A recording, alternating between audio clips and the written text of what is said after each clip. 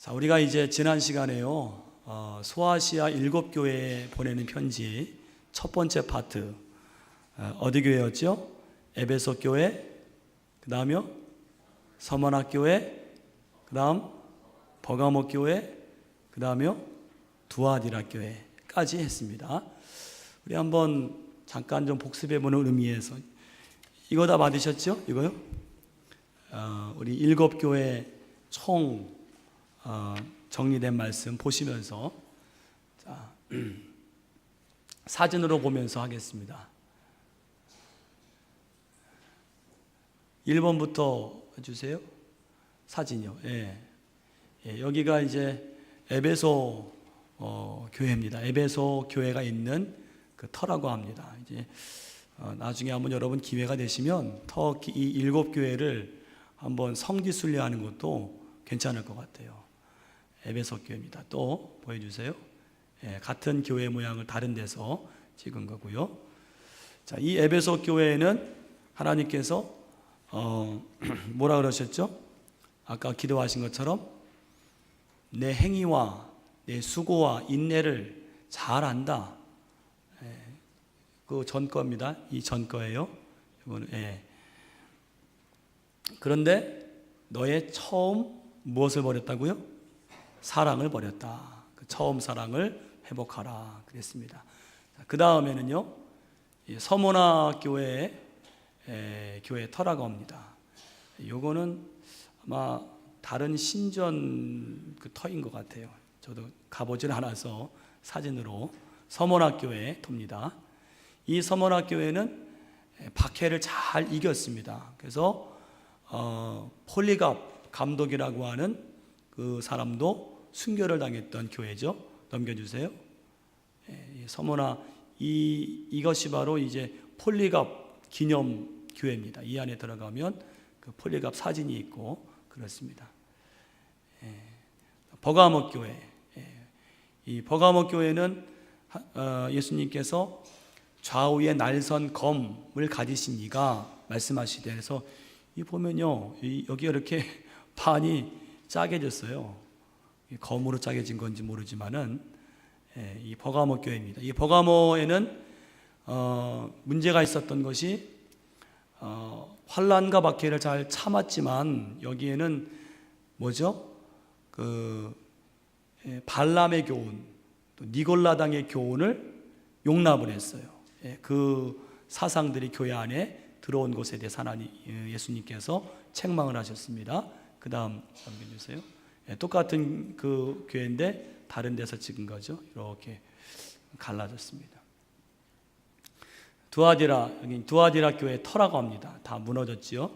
이 두아디라라는 도시는 공업이 굉장히 발달을 했고, 뭐 무역 그런 조합도 있었고, 그런데 이 교회가 참 예수님이 칭찬하실 만한 행위들이 많았는데, 한 가지 이세벨이라는 여자를 용납을 했죠. 이세벨.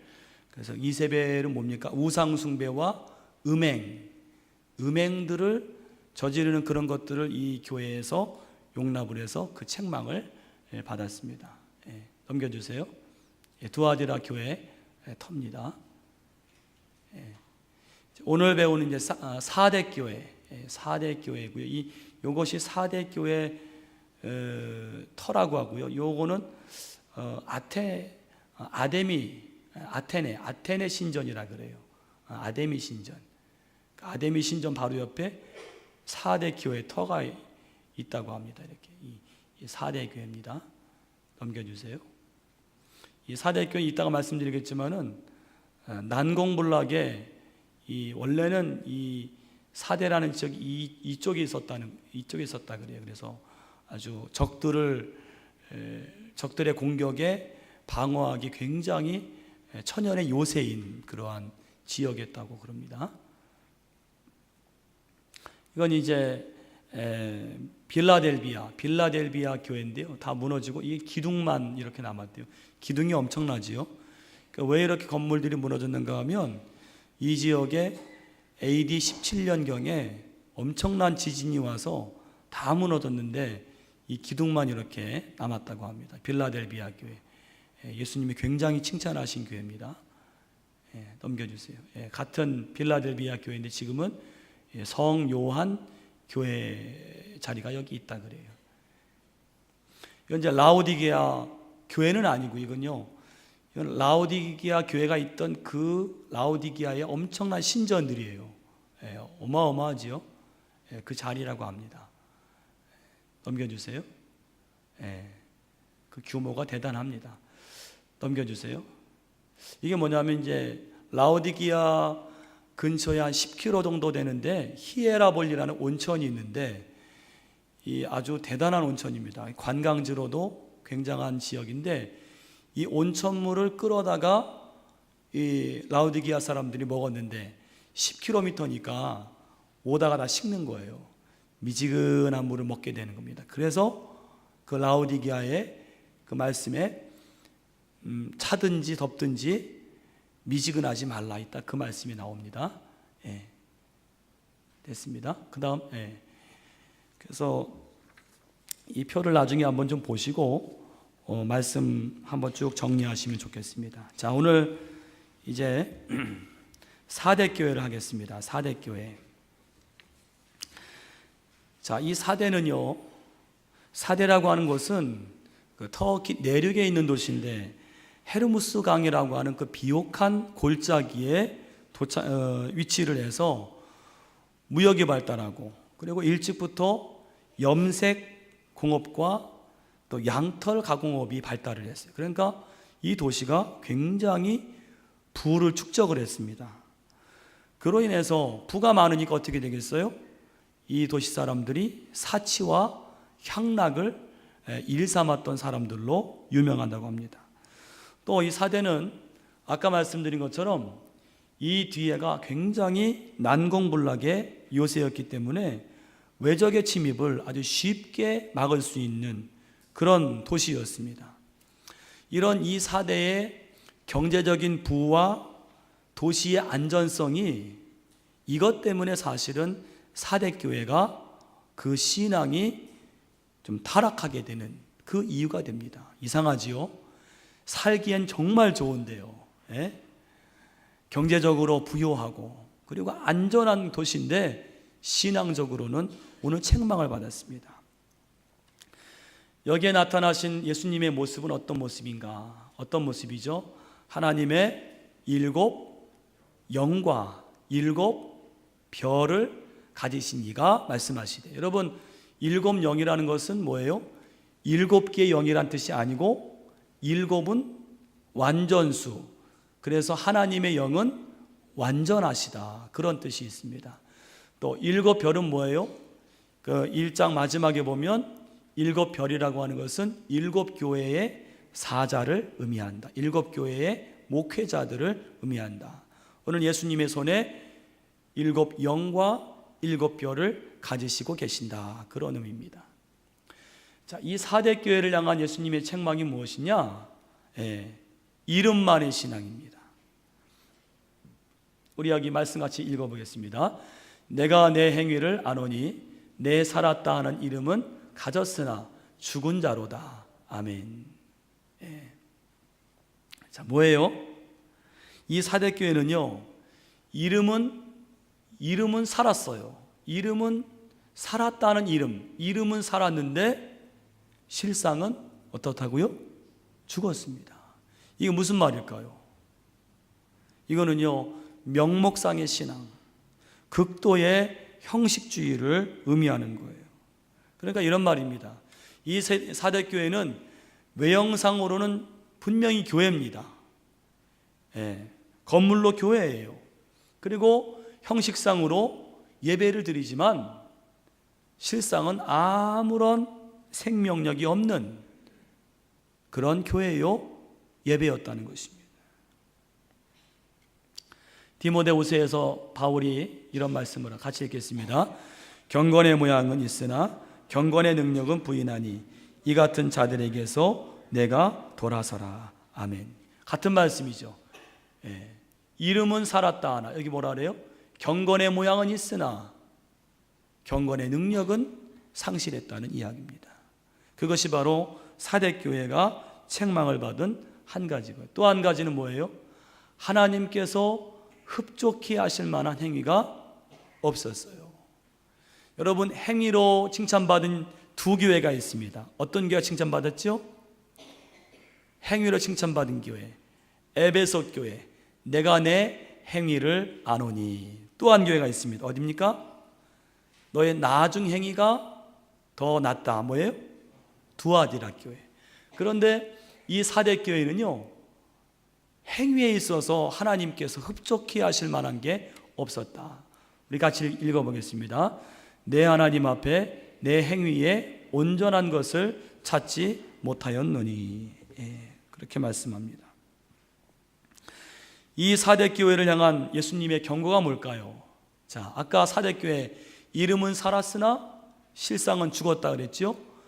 근데 어떤 경고를 하시는가 하면 그 남은 바 죽게 된 것을 굳건하게 하라. 이게 좀 말이 좀 어렵지요. 그 뜻은 뭐냐면 그나마 죽지 않고 살아남은 자들이 있다는 거예요. 소수의 신앙의 신실성을 지킨 사람들이 있다는 것입니다. 오늘 그들을 보존하라. 그나마 죽지 않고.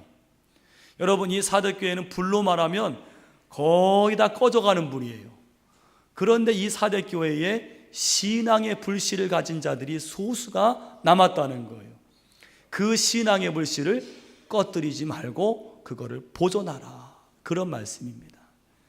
여러분, 이제 우리 교회 공동체도 마찬가지예요. 우리 교회 공동체 안에 자꾸 이렇게 신앙의 불씨를 일으키려는 사람들이 있습니다. 기도하려고 하고 말씀을 가까이 하려고. 여러분, 이러한 신앙의 불씨를 일으키려고 하는 그런 사람들을 귀하게 여기고 그것을 보존해야 될 줄로 믿습니다. 그럴 때 교회가 부흥하는 겁니다. 또 이 사대교회는 예수님의 이런 경고를 받았습니다. 함께 읽겠습니다. 그러므로 내가 어떻게 받았으며 어떻게 들었는지 생각하고 지켜 회개하라. 만일 일깨지 아니하면 내가 도둑같이 이르리니 어느 때에 내게 이르는지 내가 알지 못하리라. 아멘. 자, 여기에 어떻게 받았으며 어떻게 들었는지, 받고 들은 것이 뭘까요? 바로 복음 증거자들이 전하고 가르친 복음의 진리를 말하는 것입니다.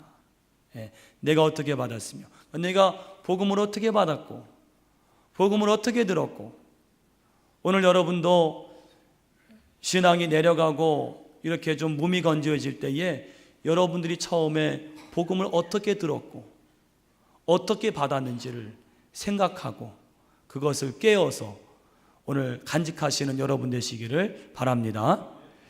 자, 그 다음에 도둑같이 이르리니, 이 말은 뭐예요? 여러분, 도둑은 예고하고 옵니까? 그렇지 않죠. 예고 없이 갑자기 호련히 임하죠.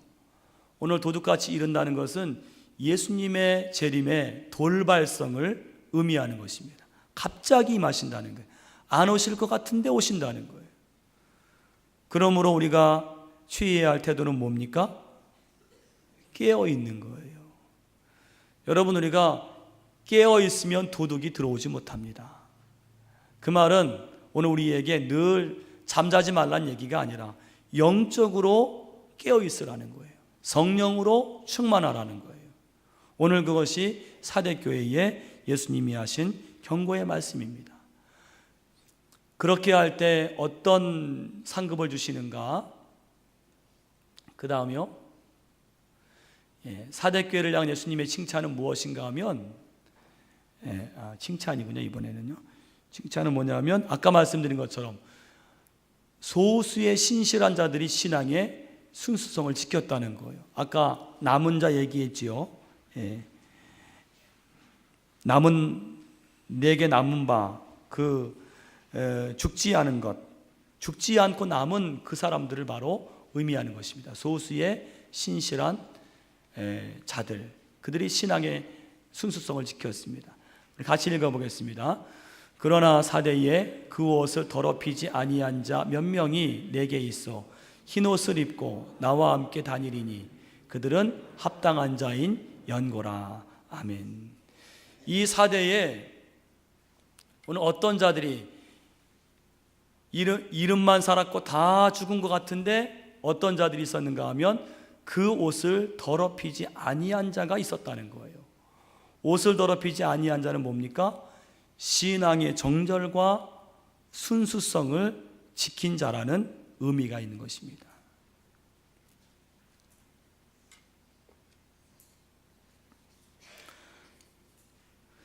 자, 그 다음에 이 사대교회 약속하신 상급은 같이 읽어보겠습니다. 함께 읽습니다.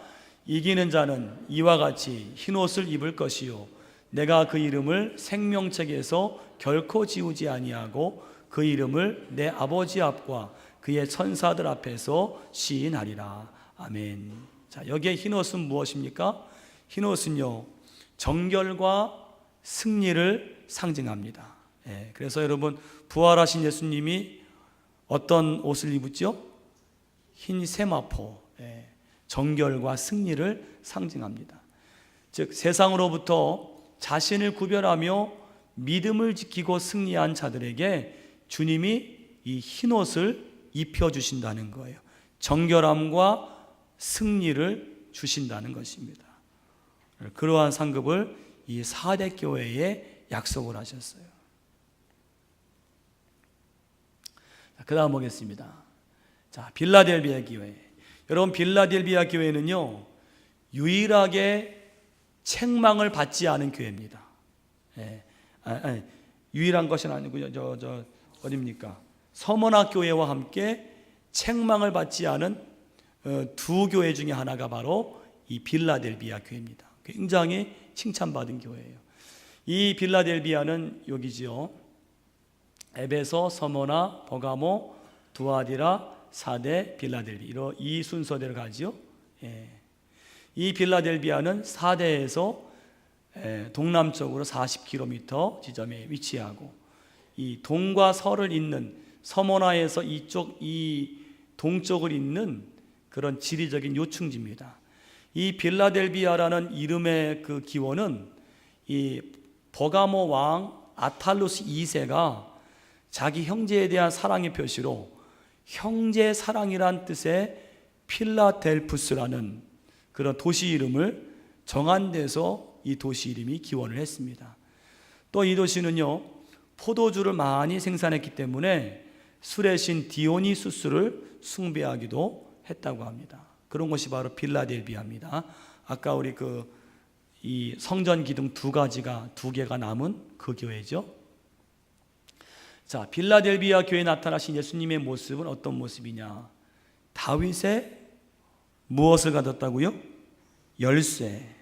다윗의 열쇠를 가지시니, 즉 열면 닫을 사람이 없고 닫으면 열 사람이 없는 이가 이르되, 그런 말씀이 있어요. 그럼 여러분 여기에 다윗의 열쇠가 무엇이냐? 다윗은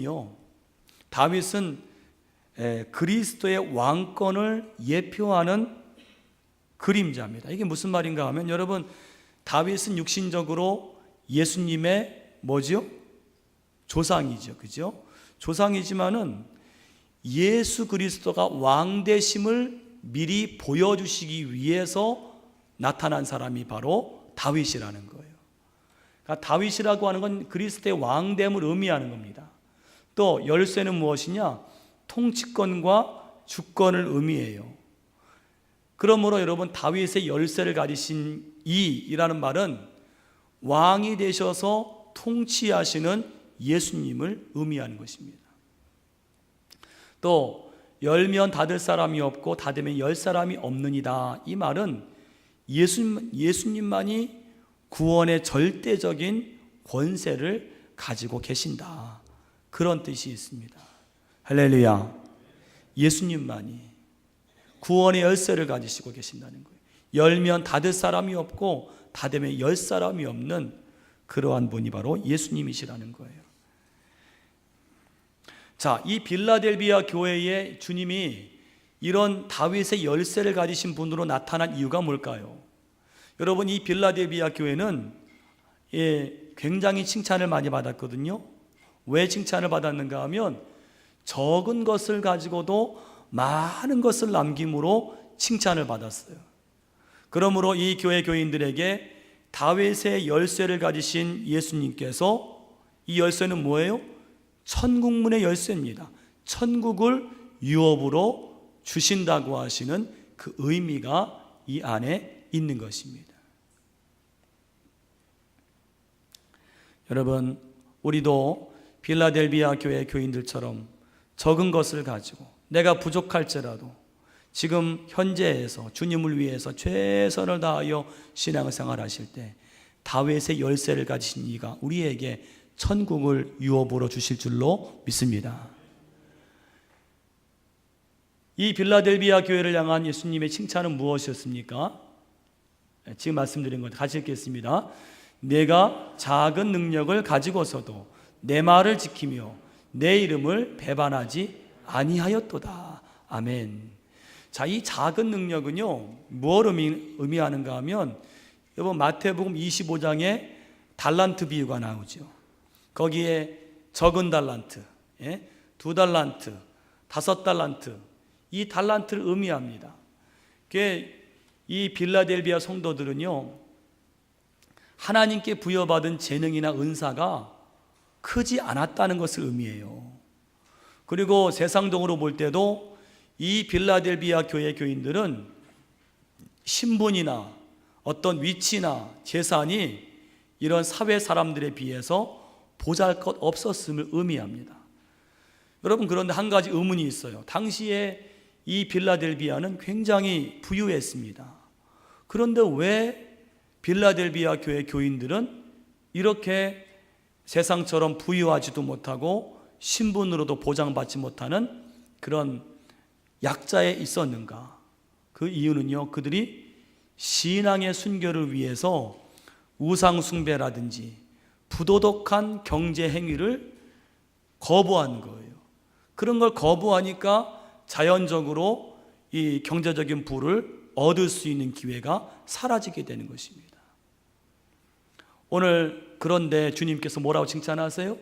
내가 작은 능력을 가지고도, 작은 달란트를 가지고도, 보잘것없는 신분과 재물을 가지고도 내 말을 지키며 내 이름을 배반하지 아니하였으니 주님이 칭찬하신다는 거예요. 여러분, 오늘 우리의 많고 적음이 중요한 것이 아니라 그 적은 것을 가지고도 어떻게 주님 보시기에 행하는가가 중요한 줄로 믿습니다. 하나님은 그걸 보세요. 적은 것을 가지고도. 여러분, 기가 막히지 않습니까? 아까 사대교회는요, 거기는 난공불락이 오세고 부유하고, 그런데 교회는 오히려 타락을 했어요. 필라델비아 교회는 적은 것을 가지고도 주님께 칭찬을 받았습니다. 그 다음 보겠습니다. 자, 이 빌라델비아 교회를 향한 예수님의 책망은 없습니다. 없어요. 이 빌라델비아 교회를 향한 예수님 명령 3장 11절 말씀 같이 읽어보겠습니다. 아무도 내 면류관을 빼앗지 못하게 하라. 아멘. 자, 내 면류관을 빼앗지 못하게 하라, 이 말 속에는 어떤 의미가 있습니까? 이미 이들이 면류관을 받았다는 거예요. 언제 받았을까요? 아까 말씀드린 것처럼 그들이 적은 것을 가지고 많은 것으로 남기고 예수님을 배반하지 않고 그 말씀을 지킬 때 이미 예수님께서는 이 빌라델비아 교인들에게 면류관을 주신 줄로 믿습니다. 오늘 우리도 마찬가지입니다. 여러분들이 주님의 이름을 지키고 말씀을 지키고 적은 것을 가지고 최선을 다해서 주님을 위해 일할 때에 이미 우리에게 면류관이 임한 줄로 믿습니다. 그런데 중요한 것은 뭐예요? 이 면류관을 빼앗기지 않는 거예요. 어떻게 해야 빼앗기지 않을까요? 오늘 주님의 말씀을 지키고 주님을 배반하지 않은 이 신앙을 끝까지 견고하게 간직할 때에 이 면류관을 빼앗기지 않게 될 줄로 믿습니다. 빼앗기지 않는 것이 중요합니다. 그 다음이요, 무엇을 약속하셨는가 같이 읽겠습니다. 이기는 자는 내 하나님 성전의 기둥이 되게 하리니 그가 결코 다시 나가지 아니하리라.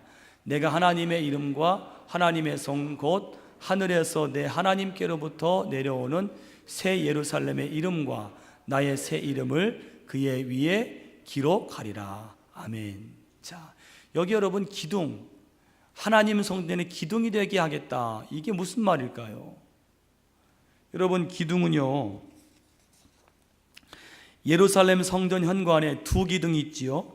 하나는 뭐예요? 야긴이고요. 하나는 보아스입니다. 역대하 3장 15절로 17절에 나오는데 이 두 기둥은 무엇을 의미합니까? 굳건함과 영구성을 의미해요. 이 기둥은 굳건함, 굳게 서 있고 영구성, 영원히 지속된다는 거예요. 그런데 오늘 예수님께서 기둥이 되게 하겠다, 이 말씀은 뭐예요? 성전의 기둥이 되게 하겠다 이 말씀은 마지막 예수님 안에서 이기는 자들은 마지막 구원받는 그날에 성도들의 그 반열, 마지막 구원받는 그 성도들의 총체인 그 교회의 그 구원의 반열에 확고하게 세워주시겠다는 거예요. 그것이 바로 기둥이 되게 하시겠다.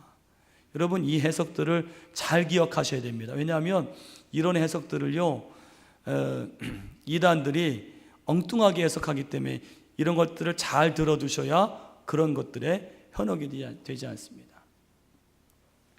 또 그가 결코 다시 나가지 아니하리라. 이게 뭐냐면은 기둥된 성도들이 나가지 아니하리라. 이 말을 왜 했는가 하면요, 아까 말씀드린 대로 AD 17년에 지진으로 이 필라델비아 지역에 많은 건물들이요 무너지고 특히 기둥이 그냥 나가버렸어요. 기둥이 그냥 무너져 버렸습니다. 그런데 예수님께서 어떻게 약속하시는가 하면 기둥이 되게 하겠고 결코 나가지 아니하리라. 그 기둥이 무너지지 않게 하시겠다는 거예요. 그러니까 이 필라델비아 교회 교인들이 이 말씀이 더 많이 와닿겠죠. 아하, 내가 나중에 최후의 구원받는 그 성도들의 그 모임인 교회의 기둥이 되며 결코 거기에서 그 자리를 빼앗기지 않고 나가지 않게 되겠구나. 그런 상급을 주신다는 것입니다. 그 다음이요, 이제 7번째로는요 라오디게아 교회입니다. 라오디게아 교회. 자, 라오디게아 교회에 나타나신 예수님의 모습은 뭐지요? 같이 읽겠습니다. 아멘이시요 충성되고 참된 증인이시요 하나님의 창조의 근본이시니. 여러분 아멘이란 말이 무슨 뜻일까요? 아멘, 진실로, 진실한. 아멘이 우리가 여러분 아멘을 많이 하시잖아요. 아멘은 뭐냐면 진실로 진실로 그렇습니다, 그런 뜻이에요. 그러니까 아멘의 뜻은 진실한, 이런 뜻이에요. 또 이 충성된도요 영어 성경에 보면 신실한, faithful이라고 이렇게 되어 있습니다. 그러니까 여러분 이것은 아멘이시요 충성된 예수님이라는 것은 그리스도의 진실성을 강조하는 거예요. 진실하신 예수님이라는 거예요. 여러분 주님이 왜 이 진실성을 강조하셨을까요? 라오디게아 교인들이 진실하지 못했어요. 진실하지 못한 모습 때문에 오늘 예수님께서 아멘이시요 충성이신 오늘 예수님으로 소개하고 있는 것입니다.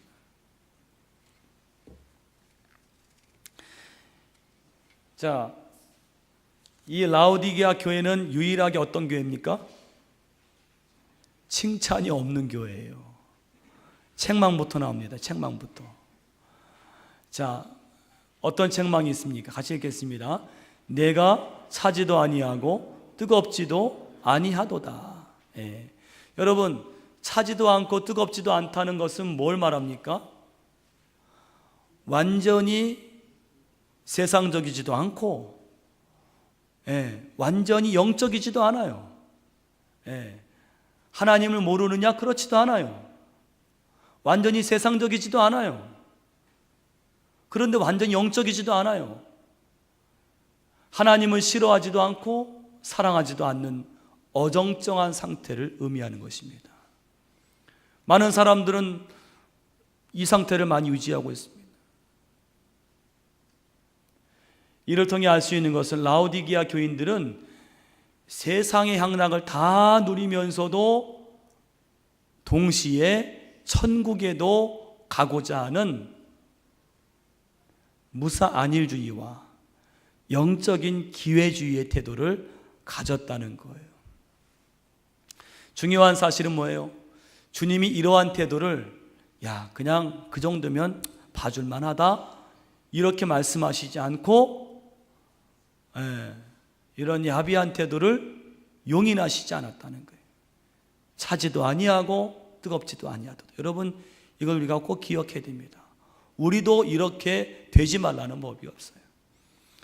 하나님을 싫어하지도 않고 하나님을 사랑하지도 않고 아무것도 아니라는 거예요. 오늘 주님은 뭘 원하세요? 전적으로 하나님을 사랑하든가 아니면 세상을 사랑하든가. 사실은 하나님께서 우리가 세상을 사랑하기를 원하시지 않겠지요.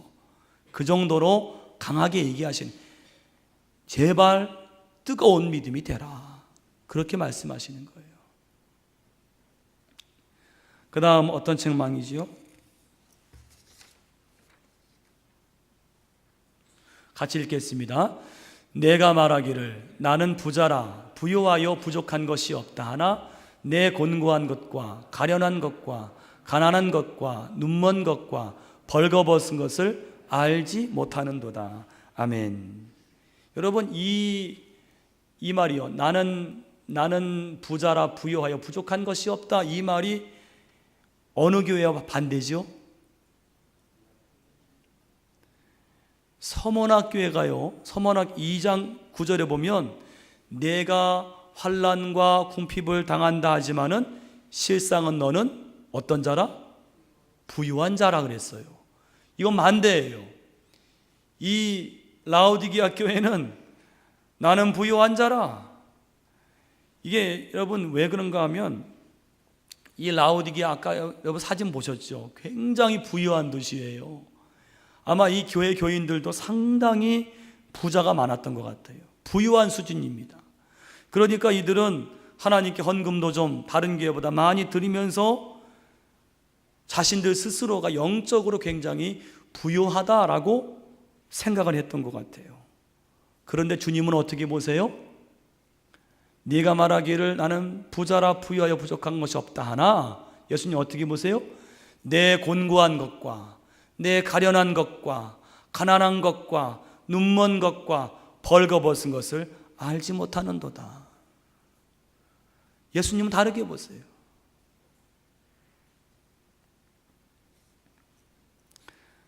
세 번째로 라오디게아 교회를 향한 예수님의 칭찬은 불행하게도 없습니다. 유일하게 없어요. 유일하게요. 네 번째로 이런 라오디게아 교회를 향한 예수님의 경고와 명령이 있습니다. 같이 읽겠습니다. 함께 읽습니다. 내가 이같이 미지근하여 뜨겁지도 아니하고 차지도 아니하니 내 입에서 너를 토하여 버리리라. 아멘. 아까 말씀드린 대로 여러분, 그 히에라볼리 온천에서 10km 떨어지는 그 거리를 뜨거운 물을 끌어온단 말이에요. 오면서 물이 다 식잖아요. 그러니까 이 물이 미지근하고 어떤 때는 상해서 먹고 토한다는 거예요. 너무 역겨워서. 기가 막히게 예수님께서 그 물을 가지고 말씀하시는 거예요. 내가 이같이 미지근하여 뜨겁지도 않고 차지도 아니하면 내 입에서 너를 토하여 버리리라. 오늘 아까 말씀드린 하나님을 사랑하는 것도 아니고 하나님을 떠난 것도 아니고 이런 미지근한 신앙은 불신앙만큼이나 주님께 역겨운 것이 될 수 있다는 그런 경고의 말씀인 것입니다. 또 경고가 있지요. 같이 읽어보겠습니다. 내가 너를 권하노니 내게서 불로 연단한 금을 사서 부유하게 하고 흰옷을 사서 입어 벌거벗은 수치를 보이지 않게 하고 안약을 사서 눈에 발라보게 하라. 아멘. 자, 여기 불로 연단한 금을 사서 부유하게 하라. 이게 무슨 말일까요? 불로 연단한 금을 사서 부유하게 하라. 금을 사라는 얘기일까요? 아닙니다. 불로 금을 연단하듯이 신앙의 연단을 통해서, 여러분, 우리 신앙은 연단이 필요한 줄로 믿습니다. 연단이 필요하지 않은 신앙은 없어요. 연단은 무엇으로 연단합니까? 환난과 역경을 통해서 연단되는 거예요. 신앙의 연단을 통해서 영적으로 순결하고 부유하게 되라는 거예요. 그것이 바로 불로 연단한 금을 사서 부유하게 되는 것입니다. 또 흰옷을 사서 입어 벌거벗은 수치를 보이지 않게 하라. 여러분, 이 라오디게아는요, 모직물의 명산지였대요. 모직물, 이 직물의 명산지였답니다. 그래서 오늘 예수님께서 이 비유를 흰옷을 사서 입어 벌거벗은 수치를 보이지 않게 하라. 뭐예요? 마지막 날에 그리스도께서 믿음으로 승리한 자들에게 입혀주시는 옷인데, 그 옷은요, 그리스도의 보혈로 말미암는 칭의의 옷입니다. 뭐예요? 예수님의 보혈을 믿을 때에 하나님께서 의롭다 여겨주시는 그 칭의의 옷을 입는 것을 말하는 거예요. 이것으로 벌거벗은 수치를 가리라, 그런 말씀입니다. 여러분, 더 쉽게 말하면 오늘 이 복음의 본질로 믿음으로 돌아가서 그 믿음으로 말미암아 오늘 너의 수치를 가리라, 그런 말씀입니다. 또 여기 안약을 사서 눈에 발라보게 하라. 이 라오디게아는요, 의학이 발달한, 특히 안약이 유명했다 그래요. 안약이. 그들은 안약으로, 이 라오디게아 사람들은 안약으로 육신의 눈은 굉장히 밝게 했는데, 아이러니하게도 영적인 것은 보지 못했다는 거예요. 그래서 성령의 신령한 은사를 받아서 영적인 것을 분별하는 눈을 가지라는 말이, 안약을 사서 눈을 발라보라, 그 의미가 거기에 있는 것입니다.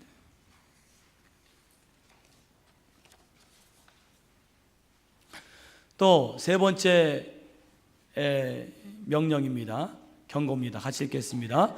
물론 내가 사랑하는 자를 책망하여 징계하노니 그러므로 내가 열심을 내라, 회개하라. 아멘.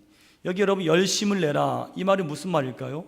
열심을 내라는 것은 여러분, 아까 16절 말씀에 차든지 뜨겁든지 그 열심을 말하는 거예요. 뜨거워지라는 거예요. 예. 열심을 내라는 것은 내가 뭔가를 지금 행해라, 이 말이 아니라 뜨거워지라는 말의 의미입니다.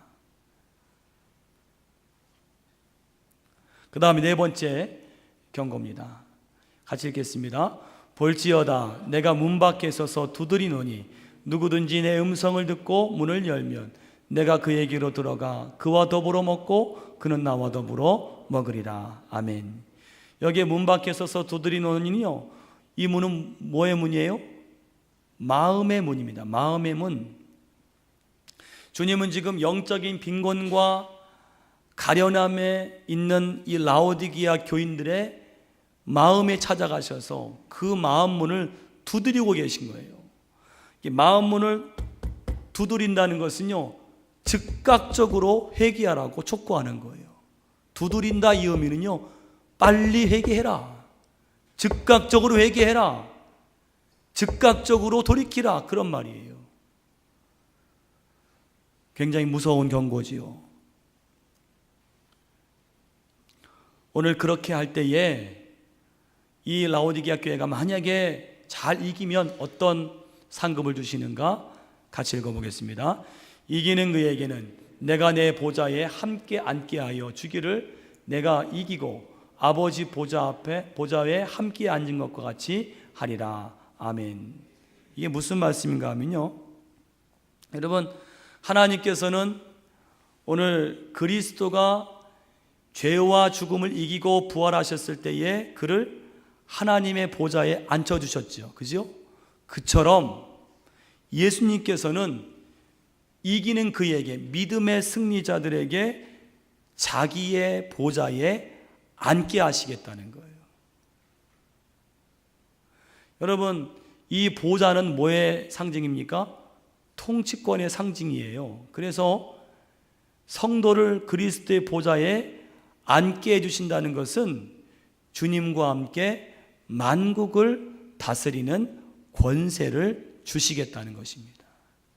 그런 말씀이 있어요. 어디에 있습니까? 로마서 5장 17절에 같이 읽겠습니다.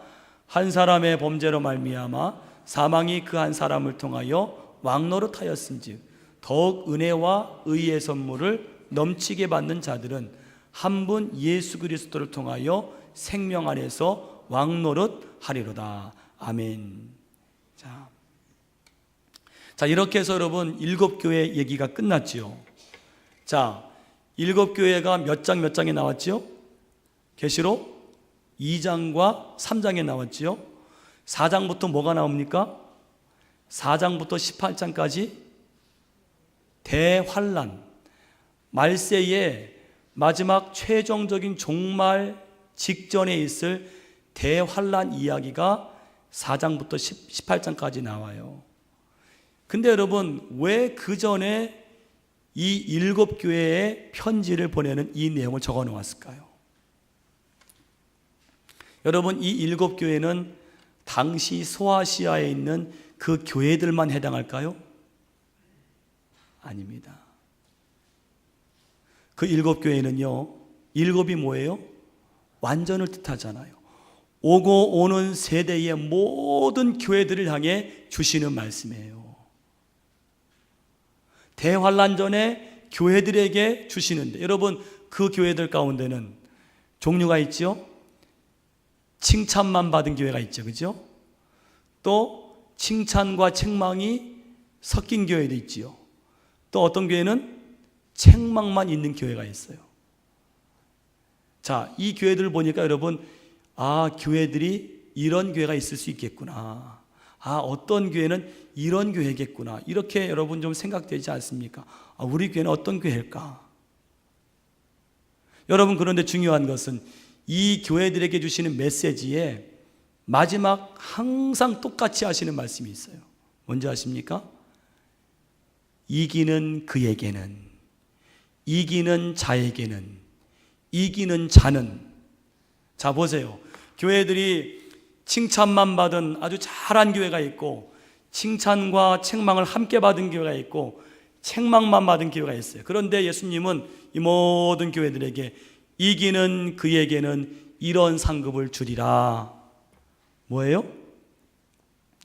오늘 우리 교회들이 어떤 형편이든 간에, 오늘 우리 교회가 만약에 라오디기아 교회 같은 그런 형편이어도 오늘 지금 이 말씀을 듣고 깨닫고 이기라는 거예요.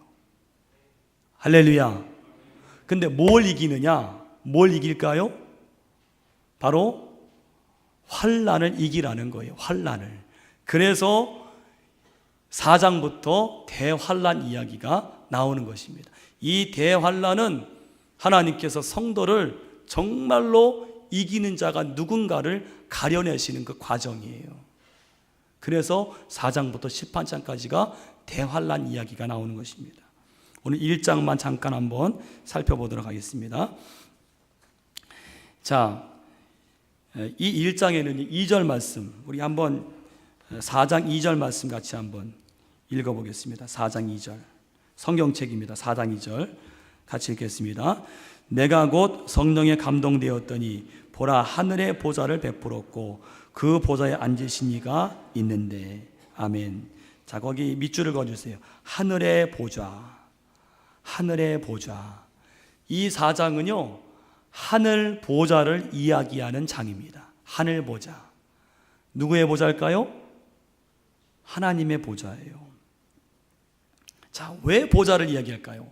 아마 앞으로 보시겠습니다. 자, 요한은 하늘 보좌를 어떻게 보았는가? 어떻게 보았습니까? 같이 읽어보겠습니다. 2일 후에 내가 보니 하늘에 열린 문이 있는데 내가 들은 바 처음에 내가 말하던 나팔 소리 같은 그 음성이 이르되 이리로 올라오라. 이후에 마땅히 일어날 일들을 내가 내게 보이리라 하시더라. 아멘. 자, 여기에 나팔 소리 같은 그 음성, 이게 어디 나오지요? 1장 10절에 나와요. 1장 10절이요.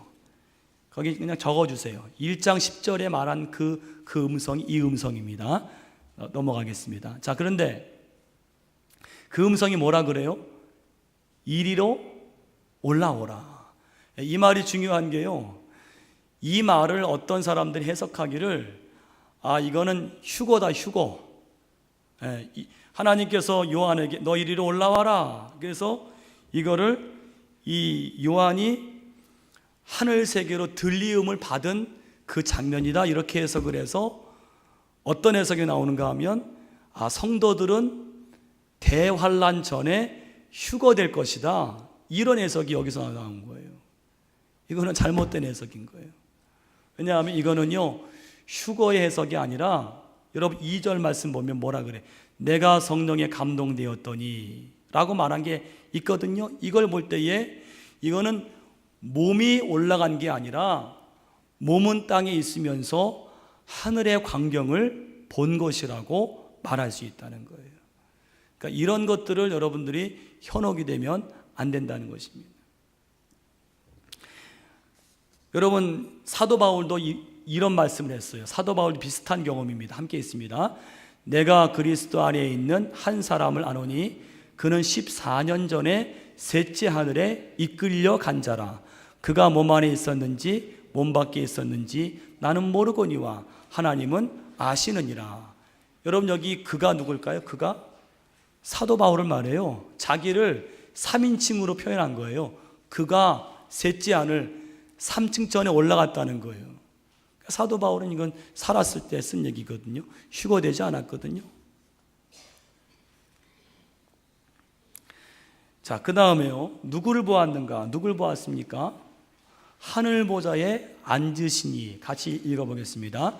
내가 곧 성령에 감동되었더니 보라, 하늘에 보좌를 베풀었고 그 보좌 위에 앉으신 이가 있는데 앉으신 이의 모양이 벽옥과 홍보석 같고 또 무지개가 있어 보좌에 둘렸는데 그 모양이 녹보석 같더라. 아멘. 대단히 중요한 장면이에요. 여러분, 하늘 보좌를 유일하게 묘사한 곳이 여기예요. 이거 잘 보시면 하늘 보좌인데요. 자, 보좌는 뭐예요? 통치권을 상징하는 그런 말입니다. 통치권. 그래서 여러분, 이 요한계시록에는요, 2개의 보좌가 나와요. 하나는 여기에 하늘 보좌고요, 하나님의 보좌겠지요. 또 한 가지는 요한계시록 13장에 짐승의 보좌, 짐승의 왕자가 13장과 16장 10절에 나오고 있어요. 여러분, 이 요한계시록에 이렇게 2개의 보좌가 나오는 의미는 뭐냐? 이것은요, 이 2개의 힘이 서로 대결하는 거예요. 이 대환란 그 4장부터 18장까지 보면 이 하늘 보좌에 계신 이 힘과 하나님의 이 그 통치와 마귀의 통치가 대결을 벌이다가 종국에는 하나님이 완전히 그리스도께서 승리하시는 이야기가 19장에 나오는 거예요. 자, 이것은 무엇을 의미하는가? 누가 진정한 통치권을 가지고 있는지, 누가 절대적인 능력을 가지고 있는지, 더 나아가 세상을 주관하는 자는 누구인지를 분명하게 알게 해준다.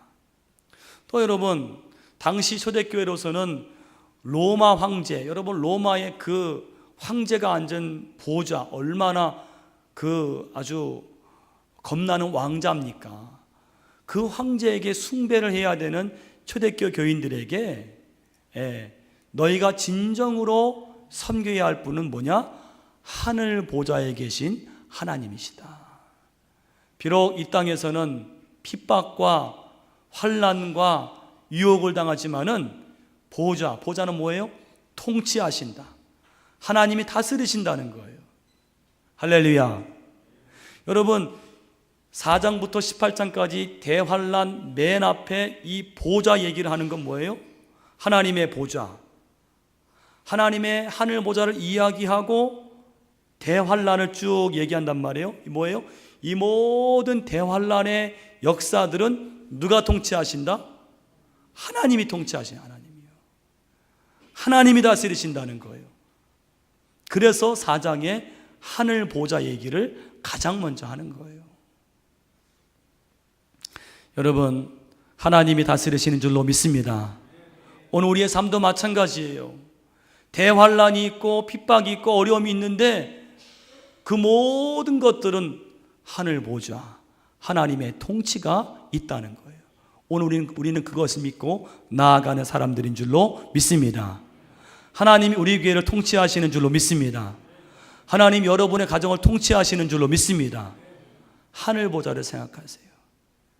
당시 초대교회 교인들이 이 하늘 보좌를 생각할 때 얼마나 위로가 되었겠습니까? 눈에 보이는 황제가 아니라 우리는 더 크신 통치자이신 하나님이 계신다. 그 다음에요.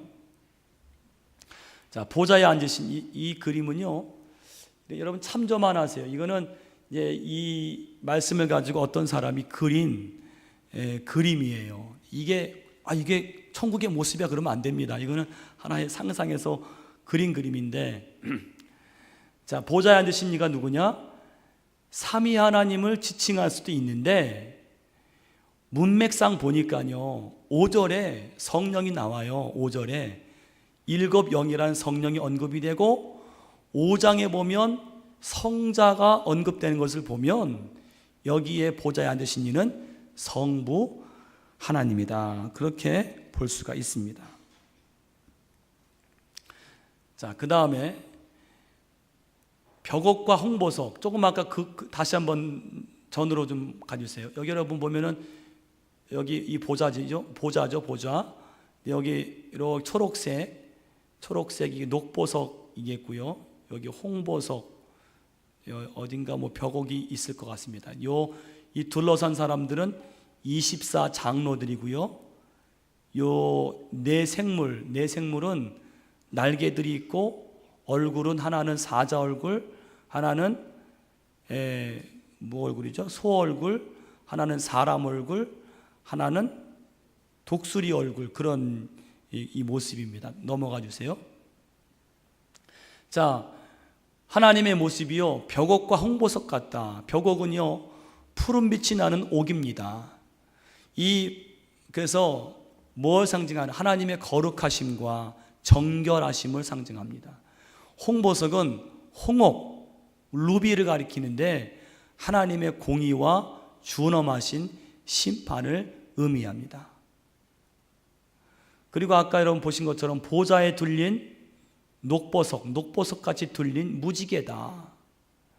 그럼 무지개는 뭘 상징해요? 누구 생각납니까? 노아에게 나타나신 하나님의 신실하신 언약을 상징하는 것이 바로 무지개입니다. 녹보석은 에메랄드를 가리키는데 여러분 제사장의 이 에봇 흉패에 이 녹보석이 들어가 있어요. 그래서 이 녹보석과 무지개는 하나님의 불변하신 신실성과 은혜를 상징한다, 그렇게 볼 수 있습니다. 자, 그 다음에 24 장로와 네 생물, 아까 그 그림 보셨죠? 자, 24 장로의 모습 같이 읽어보겠습니다. 또 보좌에 둘려 24 보좌들이 있고 그 보좌들 위에 24 장로들이 흰 옷을 입고 머리에 금관을 쓰고 앉았더라. 아멘. 자, 이 24 장로가 뭐냐? 굉장히 좀 해석이 분분한데요. 보세요. 이런 견해들이 있습니다. 먼저는 하나님을 경배하려는 목적으로 창조된 하늘의 천사들이다, 그렇게 보는 견해가 있고, 이 성경학자들이요. 또 하나는 구약이 12족장과 신약이 12사도가 이 사람들이다, 이렇게 보는 견해가 있고, 세 번째는 대선지자들과 소선지자들일 것이다. 네 번째는 신구약의 모든 교회를 대표하는 자들일 것이다. 가장 많은 지지를 받는 견해는 이 네 번째 견해입니다. 그래서 24라고 하는 것은 12 더하기 12에 해당하는 숫자로서 앞에 12는 이스라엘의 12지파로 대표되는 구약교회, 뒤에 12는 예수님의 12사도로 대표되는 신약교회를 의미한다는 거예요. 그 교회들을 대표하는 사람들이 바로 24 장로일 것이다, 이렇게 보는 것입니다. 그 보좌 주위의 모습은 어떻습니까? 같이 읽겠습니다.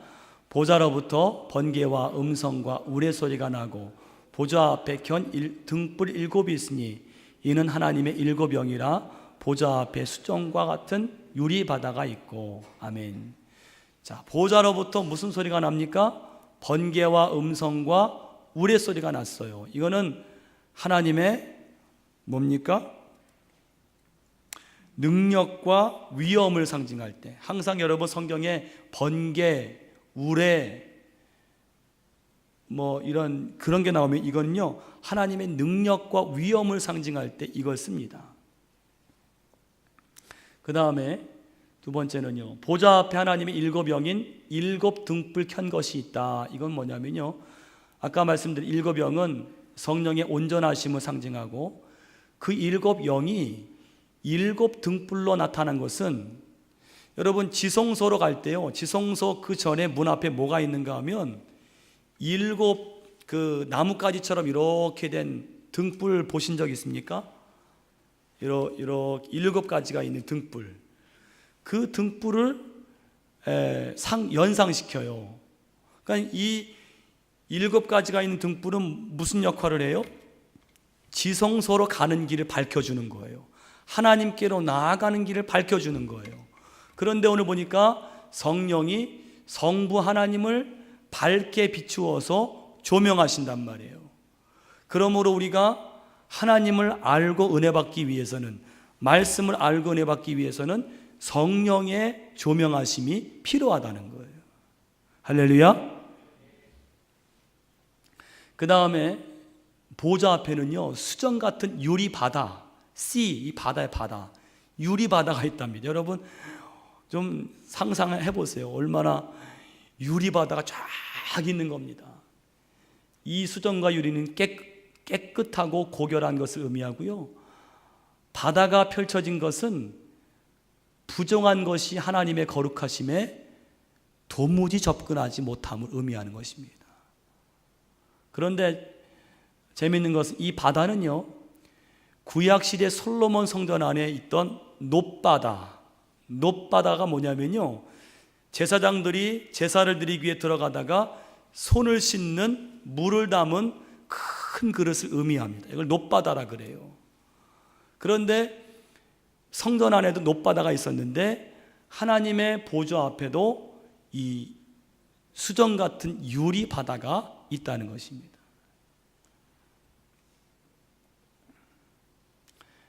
이건 아주 좀 우리가 좀 회개망측한 것 같은데, 같이 한번 우리 네 생물의 모습이 있습니다. 네 생물이 있습니다. 같이 읽겠습니다. 보좌 주위에 네 생물이 있는데 앞뒤에 눈들이 가득하더라. 그 첫째 생물은 사자 같고, 둘째 생물은 송아지 같고, 셋째 생물은 얼굴이 사람 같고, 그 넷째 생물은 날아가는 독수리 같은데, 네 생물은 각각 6날개를 가졌고 그 안과 주위에는 눈들이 가득하더라. 그들이 밤낮 쉬지 않고 이르기를 거룩하다 거룩하다 거룩하다 주 하나님 곧 전능하신 이여 전에도 계셨고 이제도 계시고 장차 오시리라 하고. 아멘. 자, 그 다음 봐주세요. 이 생물들은 각각 뭐예요? 사자, 소, 사람, 독수리 모양을 하고 있습니다. 이 환상은요, 에스겔 1장 10절에 아주 비슷한 환상이 나와요. 그런데 거기 다른 건 뭐냐면, 거기는 한 천사 안에 이 4가지 얼굴을 다 가지고 있는데, 여기는 각각의 생물들이 4가지 얼굴을 가지고 있는 것이 다릅니다. 각각 의미하는 건 다르지요. 사자는 왕권과 용맹을, 송아지는 희생과 힘을, 사람은 지혜를, 독수리는 높음을 상징합니다. 또 말씀 보니까 각각 6날개가 있다. 근데 이사야 6장 2절에 보면요, 이사야가 환상을 볼 때 이 천사들을 보지요. 그런데 그 천사들이 6날개를 가졌어요. 거기도요. 이사야 6장 2절에도. 그런데 2개의 날개로는 얼굴을 가리고 2개의 날개로는 발을 가리고 2개의 날개로는 날았다. 그런 말씀이 이사야 6장 2절에 나와 있어요. 눈이 가득하다. 좀 끔찍하지요. 그런데 이건 무슨 뜻이냐? 예리한 통찰력을 가진 존재라는 거예요. 눈이 많다는 것은 예리하게 통찰력을 가지고 본다는 겁니다. 또 이 내생물은 어떻게 합니까? 밤낮을 쉬지 않고 하나님을 찬양합니다. 그 다음 봐주세요. 마지막으로 내생물과 장로들의 찬양입니다. 이 생물들이 세세토록 살아계신 이에게 영광과 존귀와 감사를 돌려드립니다. 여러분, 이와 마찬가지로 우리 성도들은요, 세상의 핍박과 유혹이 아무리 거세다 할지라도 이 내생물이 보여주는 것은 하나님께 대한 찬양이 끊어지지 말아야 될 줄로 믿습니다. 여러분, 찬양이 끊어지지 마시기를 바랍니다. 또 24장로들이요, 이게 어떻게 하는가 하면 엎드려 경배하며 자기 면류관을 보좌 앞에 드리는 거예요. 여러분, 장로들이 면류관을 벗는 행위는 하나님의 영광과 위엄 앞에서 자기들이 가진 것들이 얼마나 초라한지를 드러내는 행동입니다. 그만큼 하나님이 높으시다는 거지요. 그래서 여러분, 찬양은요, 입술의 찬양만 있는 것이 아니라 삶 전체로 드리는 찬양이 있습니다. 하나님께 대한 온전한 항복과 복종을 통해서 하나님께 영광을 돌릴 수 있다는 것입니다.